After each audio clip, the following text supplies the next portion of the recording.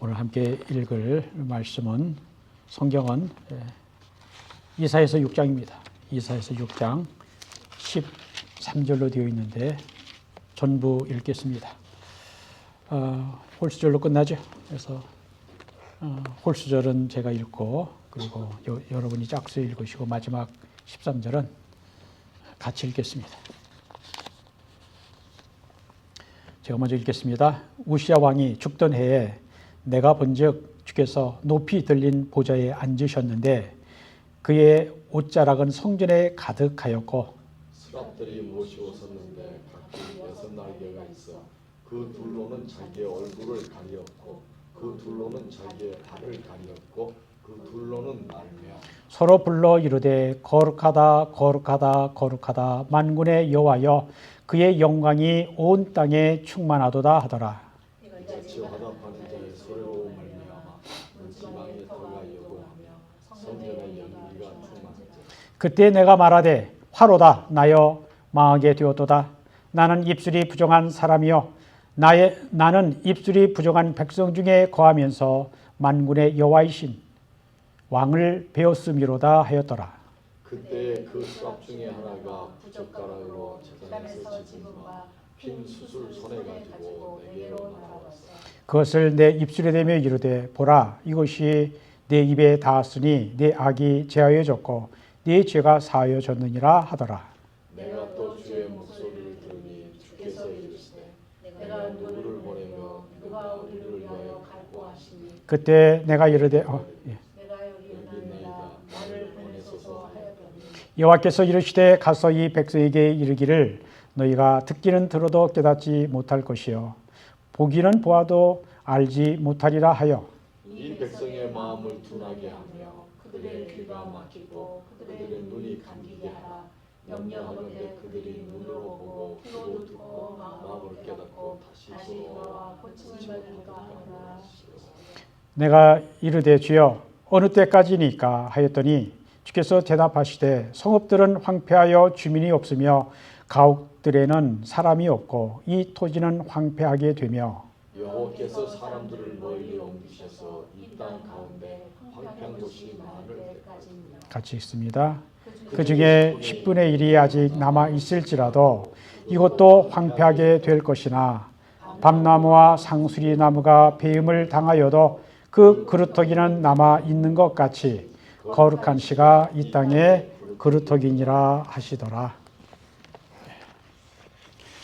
건물을 짓고 있는 3명의 일꾼들에게 어떤 사람이 물었습니다. 거기서 무엇을 하고 있습니까? 첫 번째 사람이 대답합니다. 보면 모르시오. 가족을 먹여 살리려고 일하고 있습니다. 두 번째 사람이 대답합니다. 여행할 돈 마련하려고 일하고 있습니다. 그런데 세 번째 사람은 저는 하나님이 주신 재능으로 누군가 행복하게 살 집을 열심히 짓고 있습니다. 라고 대답했습니다. 여러분, 이 세 사람 중에 어떤 사람이 가장 힘들지 않고 재미있게 일하고 있을까요? 물론 세 번째 사람입니다. 세 사람이 똑같은 일을 하고 있지만 자신이 하는 일에 어떠한 의미를 가지고 일하는가에 따라서 일하는 자세가 달라집니다. 세 사람이 똑같은 일을 하고 있지만 어떤 사람은 억지로 일하고 어떤 사람은 즐겁게 일합니다. 억지로 일하면 힘만 들지만 의미를 알고 일하면 힘들지 않게 오히려 기쁘게 일할 수 있습니다. 여러분은 어떤 자세로 일을 하십니까? 우리 그리스도인은 하나님이 주시는 소명으로 일하는 사람들입니다. 하나님께서 우리를 택하시고 부르셔서 어떤 일을 맡기시는 것을 소명이라고 말합니다. 소명, 영어로 콜링입니다. 또 어떤 경우에는 보케이션이라고도 말합니다.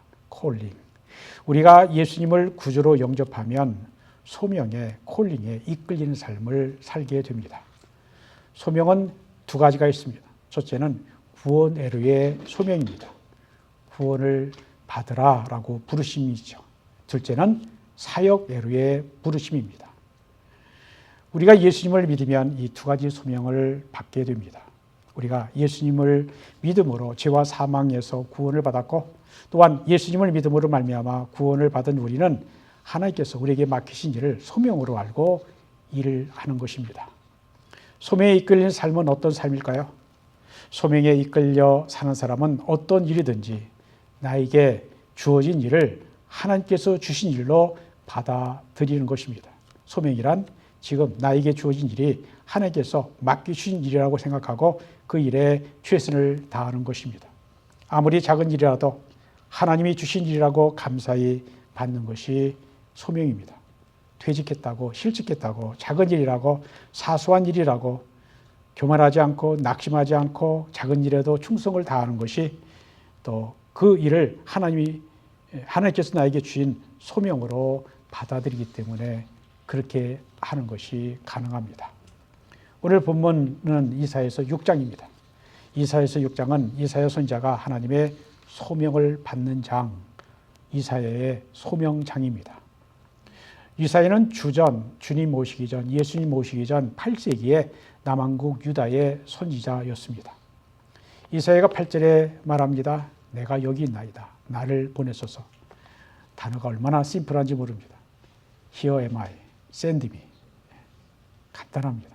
이 구절은 특별히 선교사를 파송한다든지 설교자가 목회에 대한 소명을 받아들이는 자리에서 자주 사용하는 구절입니다. 하지만 이 구절은 선교사나 목사만 하나님의 소명을 받을 때 사용할 수 있는 구절이 아닙니다. 하나님의 소명을 기꺼이 받아들이고 헌신한 사람이라면 누구든지 이 구절을 자신의 소명 그리고 헌신의 고백으로 사용할 수 있습니다. 이사야서 6장은 13절로 되어 있습니다. 그런데 1절부터 8절까지 그리고 9절부터 13절까지 두 부분으로 이루어져 있는데 서로 다른 메시지를 줍니다. 우리는 이사야서 6장을 끝까지 13절 다 읽어야 6장 전체의 메시지를 바르게 이해할 수 있습니다. 이사야 6장 1절이 보여주듯이 이사야의 소명은 우시야 왕이 죽던 해에 왔습니다. 우시야 왕은 기원전 주전 8세기에 다윗의 대를 잇는 남왕국 유다의 왕이었습니다. 당시의 강대국인 아시리아는 부왕국 이스라엘을 이미 멸망시킨 이후였습니다. 우시야는 16세의 왕위에 올라 52년간 남유다를 다스린 왕이었습니다. 그가 왕으로 있던 때는 솔로몬 이후 비교적 평화스럽고 번영하던 때였습니다. 열왕기하와 역대하의 우시야 왕의 통치에 관한 기록이 실려 있는데 그의 치적에 대한 평가는 복합적입니다. 긍정적이면 부정적이면 두 가지가 다 있다라고 하는 겁니다. 우시야 왕에 대한 평가는 한편으로는 긍정적이었습니다. 그는 여호와 앞에서 정직히 행하였고 백성들의 생활에 관심을 두어 농경 정책을 실시하였고 군대를 증강하여 국방을 튼튼히 했습니다. 그러나 그에 대한 다른 면의 평가는 상당히 부정적인데 우시야는 성전 이외의 다른 산당들을 모두 제거하지 않았습니다. 백성들이 우상을 숭배하도록 허용한 것입니다. 그리고 나중에는 그가 교만하게 되어 성전에 들어가 제사장의 직무를 대항하다가 문둥병에 걸리게 됩니다. 그러면서 그의 지도력은 무너지고 백성들도 하나님 보시기에 악을 행하였다라고 기록하고 있습니다. 이러한 우시야 왕이 죽고 유다의 마지막 번영이 끝나가던 시기에 이사야가 하나님의 부르심, 즉 소명을 받게 됩니다. 이사야는 먼저 하나님의 놀라우신 영광스러운 모습을 보게 됩니다. 하나님은 영광의 하늘 보좌에 앉아 계셨습니다. 그 하나님의 옷자락은 성전에 가득하였다라고 1절은 말씀합니다.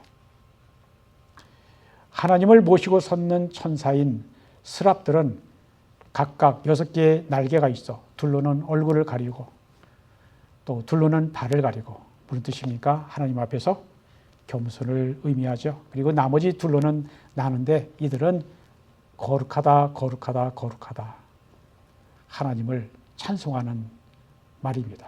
홀리 홀리 홀리 만군의 여호와여 그의 영광이 온 땅에 충만하도다 라고 서로 화답을 하는데 스랍들이 내는 소리로 인해 성전 문지방의 터가 흔들리며 성전은 연기로 가득 찼습니다. 이사야는 하나님의 거룩하고 영광스러운 모습을 보면서 완전히 압도당합니다. 하나님의 놀라우신 영광을 직접 목격하면서 이사야는 거룩하신 하나님 앞에서 자신이 너무나 부족한 죄인임을 깨닫습니다. 그러면서 이사야가 말합니다. 화로다 나로 망하게 되었도다. 나는 입술이 부정한 사람이요 나는 입술이 부정한 백성 중에 거주하면서 만군의 여호와이신 왕을 배웠음이로다. 거룩하신 하나님의 영광 앞에 선 이사야는 그의 입술이 부정한 사람임을 깨닫게 됩니다. 모든 피조물의 근원이신 하나님을 만날 때 인간은 죄인임을 알게 됩니다. 이사야가 자신의 죄를 고백할 때 스랍 중에 하나가 부젓가락으로 제단에서 취한 활활 타는 숯을 가지고 날아와서 이사야의 입술에 대었습니다. 스랍이 이사야에게 말합니다. 보라, 이것이 내 입에 닿았으니 네 악이 죄하여졌고 네 죄가 사여졌느니라.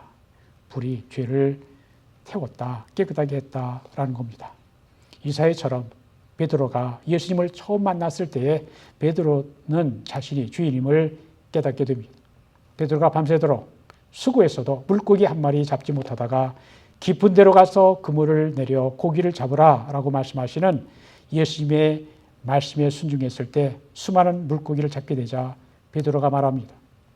주여 나를 떠나소서 나는 죄인으로소이다. 그렇습니다. 우리가 거룩하신 하나님을 만날 때는 우리가 죄인임을 깨닫게 됩니다.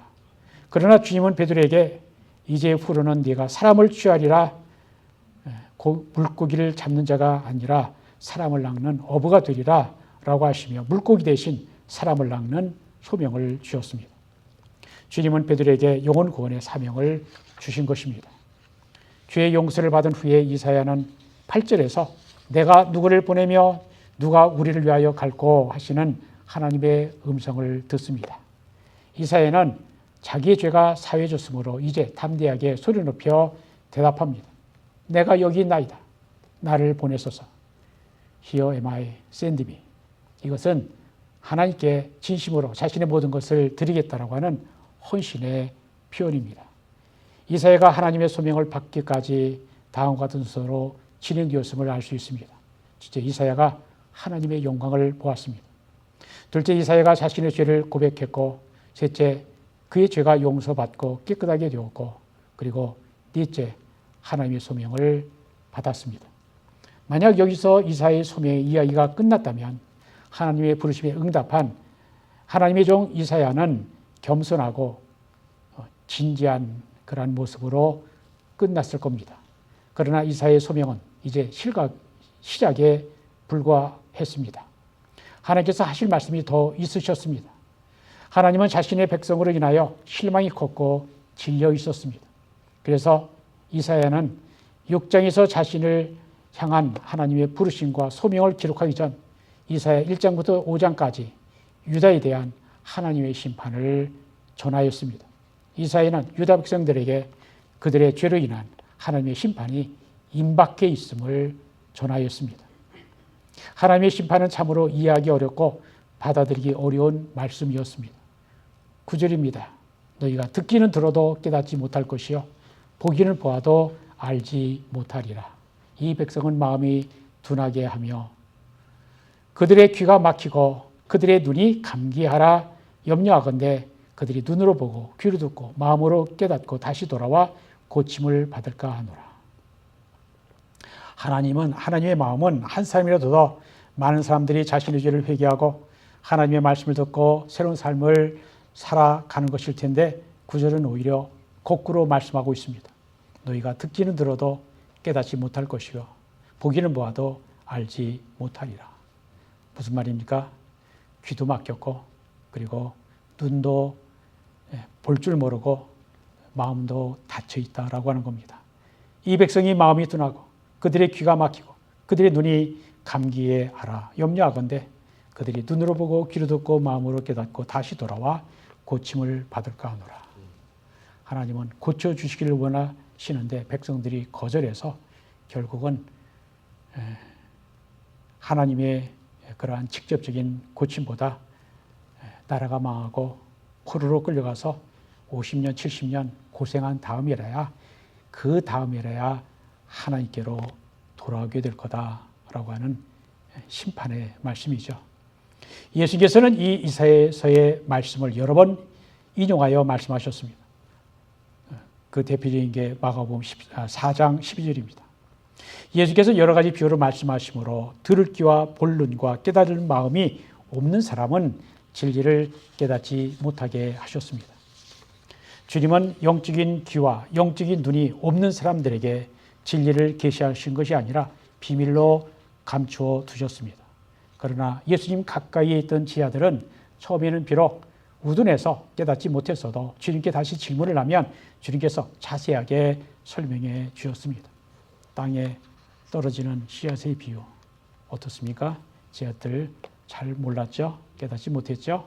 근데 나중에 무리들이 떠난 다음에 또 주님께 여쭤봤을 때 주님은 다시 자세하게 가르쳐 주셨습니다. 이 9절과 10절은 결코 좋은 소식, 기쁜 소식이 아니었습니다. 이사야가 하나님께로부터 듣기를 기대하던 것이 전혀 아니었습니다.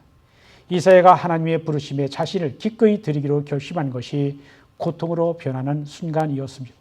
그래서 이사야는 하나님께 주여 어느 때까지입니까? How long, O Lord? 이렇게 여쭈었습니다. 주여 어느 때까지니까? 라는 이사야의 질문에 하나님의 답변은 받아들이기 더욱 어렵게 했습니다.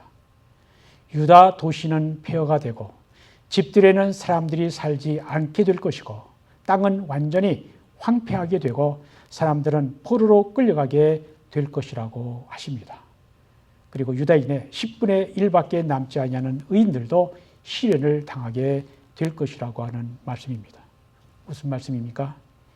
유다가 결국 바벨로니아에 의해서 망하고 포로로 끌려가고 죽고 그래서 10분의 1밖에 남지 않는다는 것은 소수밖에 구원받지 못한다라는 겁니다. 하지만 그 10분의 1이 남은 자들입니다. 13절입니다. 그 중에 10분의 1이 아직 남아있을지라도 이것도 황폐하게 될 것이나 밤나무와 상수리 나무가 배임을 당하여도 그 그루터기는 스탬프는 남아있는 것 같이 거룩한 씨가 이 땅에 그루터기니라 하셨습니다. 나무의 빗동까지 배임을 당한 나무처럼 오직 그루터기만 유다가 그처럼 조금만 소수만 남아있을 것인데 그 그루터기가 남아있는 10분의 1이 거룩한 씨라는 것입니다. 10분의 1밖에 남지 않은 작은 희망을 통해서 구속자이신 하나님의 거룩한 씨는 계속 보존될 것이라고 불안해하는 이사야에게 하나님께서 미리 알려주셨습니다. 하나님의 은혜요 위로였습니다. 우리는 많은 사람들이 고난을 피해 세상 방식과 타협하고 주님을 떠날지라도 하나님을 믿는 신실한 사람들은 마지막까지 남은 자가 되어야 합니다.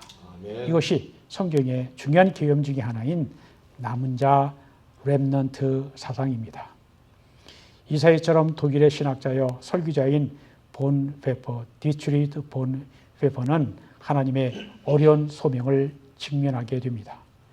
본 페퍼는 1930년, 40년대에 나치 히틀러의 지배하에 독일에서 살았습니다. 나치 정부와 타협한 독일의 기독교인들에 대해 신랄하게 비판하던 그는 1935년 젊은 목회자를 훈련할 목적으로 법적으로 허락되지 않은 지하의 신학교를 운영하였습니다.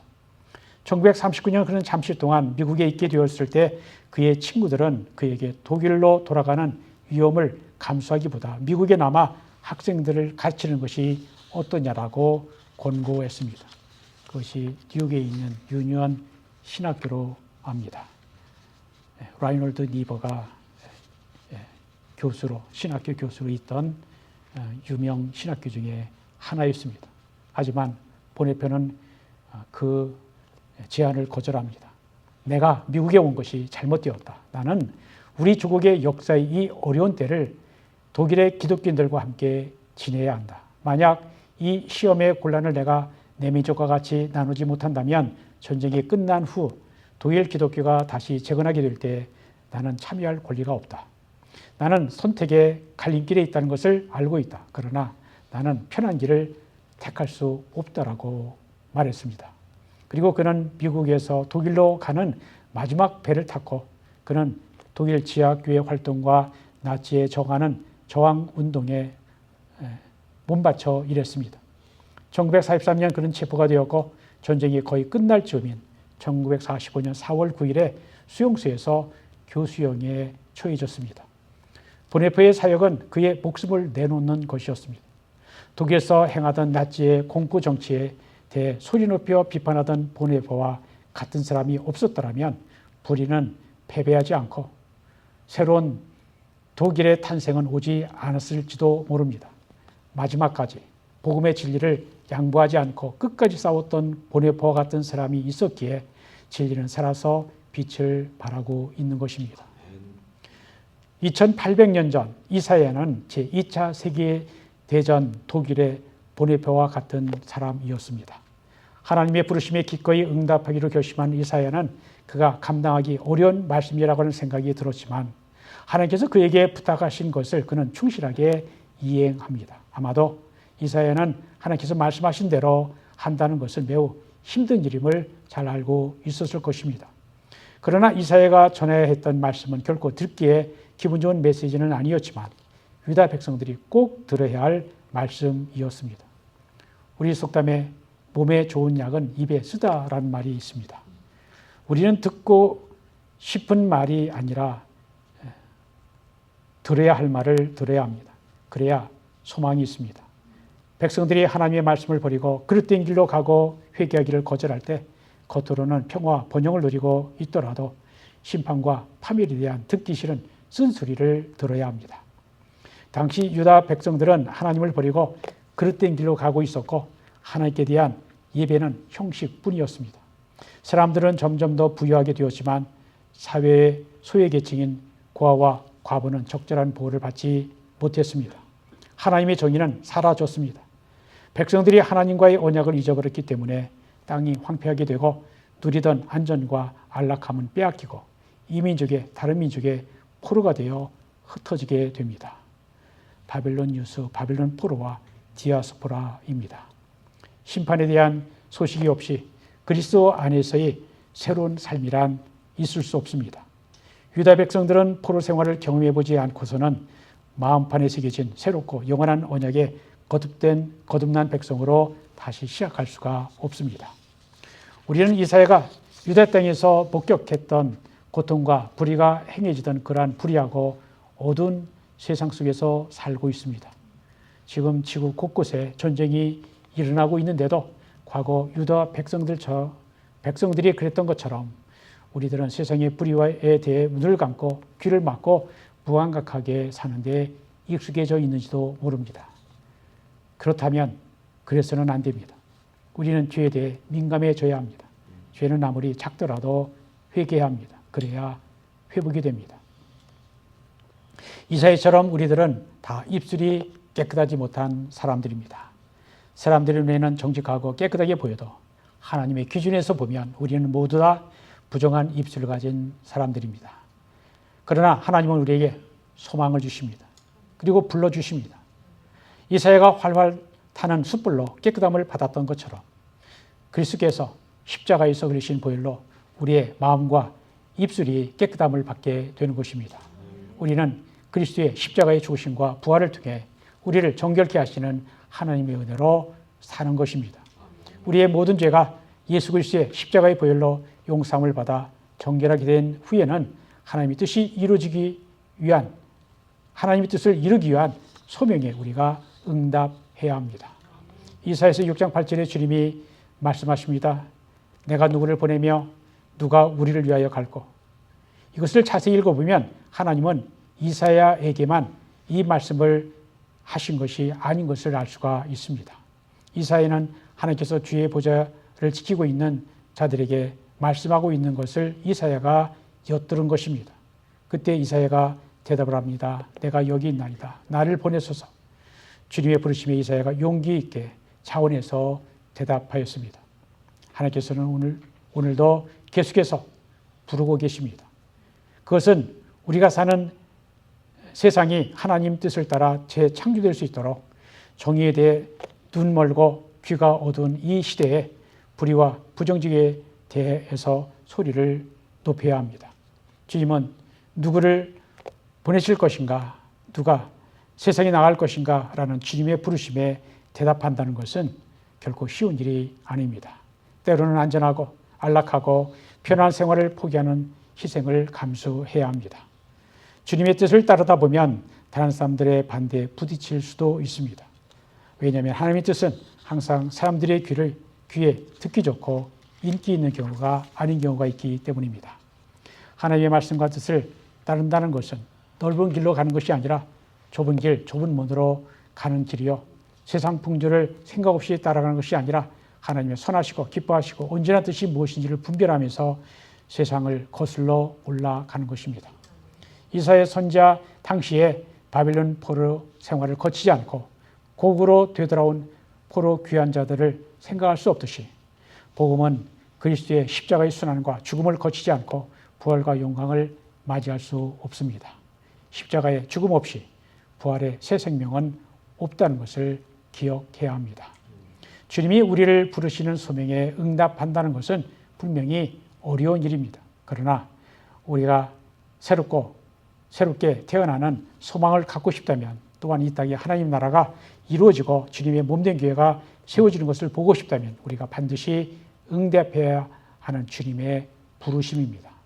우리 모두 내가 누구를 위하여 보내며 누가 우리를 위하여 갈꼬라고 하시는 하나님의 주님의 부르심에 내가 여기 있사오니 나를 보내소서라고 응답하면서 주님의 부르심에 긍정적으로 대답할 수 있는 우리 모두가 되어 마지막 날까지 남은 자로 헌신할 수 있기를 주님의 이름으로 축원드립니다. 기도합니다. 하나님, 사랑과 은혜가 자비가 풍성하신 하나님, 우리가 연약하고 부족해도 주님의 부르심을 받고 주님의 귀한 일에 쓰임받는 일꾼으로 불러주신 것 감사드립니다. 하나님께서 이사를 부르신 것 같이 우리를 불러주셔서 주님의 구원의 일을 이루게 하시옵소서. 주님의 부르심에 내가 여기 있나이다 나를 보내소서라고 기꺼이 응답하게 하옵소서. 예수님의 이름으로 기도합니다.